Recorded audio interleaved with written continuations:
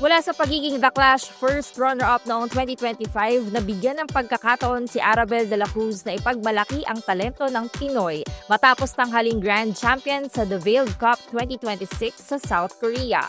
Umani siya ng mga papuri hindi lang sa Pilipinas kundi sa iba't ibang bahagi ng Asia. Alamin ang kwento ni Arabel dito sa Kapuso Insider.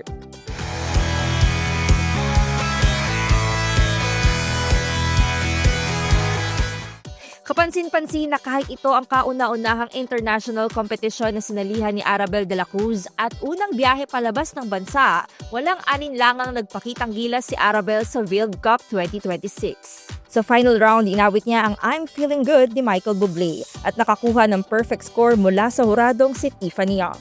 Isang achievement na tuluyang nagpatibay sa kanyang makasaysayang panalo. Sa naganap na press conference nitong Pebrero, ibinahagi ni Arabel ang kanyang saya sa hindi inaasahang pagbawagi. Yung announcement ng winners, hindi ko siya na-process. Na-blanco yung utak ko that time. Sabi ko, ako talaga yung hahawak ng trophy.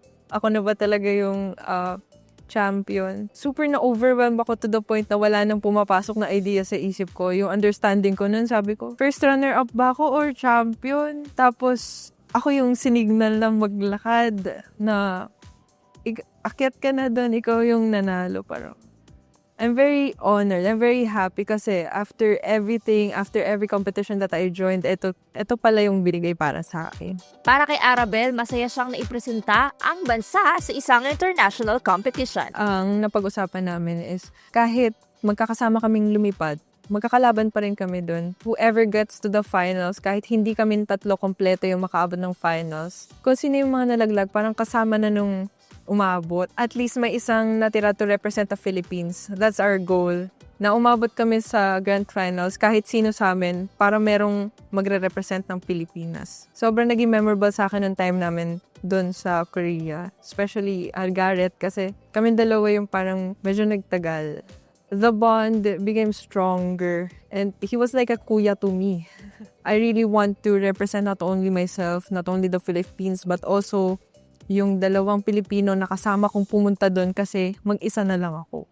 Malaki rin ang pasasalamat ni Arabel sa lahat ng mga nagtiwala at sumuporta sa kanya. Kasalukuyan na rin siyang naghahanda para sa posibleng world tour nila ng mga co-finalists sa Veiled Cup 2026. Actually, as of now, what we know is we will be having a global tour. We will be having global tour, yes. Very, very exciting Kasi I thought before, nasa Korea lang siya. Nasa Korea lang yung concerts mangyayari, pero global pala. So, it's another level. Sabi ko, after the crash nga nun, na nasa isip ko, okay na ako Tapos biglang mag-Veiled Cup, tapos ganito pa. Yes, ganito pa yung opportunity. So, I'm very grateful kasi I got to experience this opportunity. Patuloy na panoorin sa Arabel de la Cruz sa All Out Sundays tuwing linggo ng tanghali sa GMA Network.